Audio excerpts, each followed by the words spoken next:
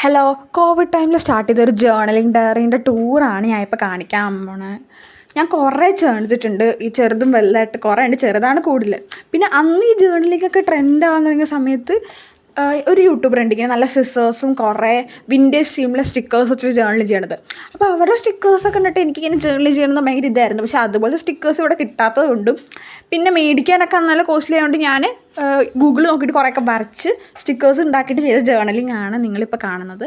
പിന്നെ കുറേ ഡ്രോയിങ്സൊക്കെ ബാക്ക്ഗ്രൗണ്ടിൽ ഞാൻ വരച്ചതിനെ ഒട്ടിച്ചിട്ട് അങ്ങനെ ചെയ്തെടുത്തത് ആണ്. പിന്നെ മെയിനായിട്ട് ഞാൻ ജേർണൽ ചെയ്യുന്നത് ഓരോ കളർ വൈസ് തീം എടുത്തിട്ടാണ്.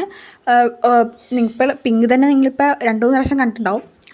പിന്നെ ഇതുപോലെ ന്യൂസ് പേപ്പർ കട്ടിങ്സും പിന്നെ ഞാൻ കുറേയൊക്കെ മാഗസീൻസിൽ നിന്ന് എടുത്തിട്ടുണ്ട്. ഒരു യങ് വേൾഡ് എന്ന് പറഞ്ഞൊരു മാഗസീൻ ഉണ്ട്, അതിൽ നിന്ന് കുറേ സ്റ്റിക്കേഴ്സ് എടുത്തിട്ടുണ്ട്.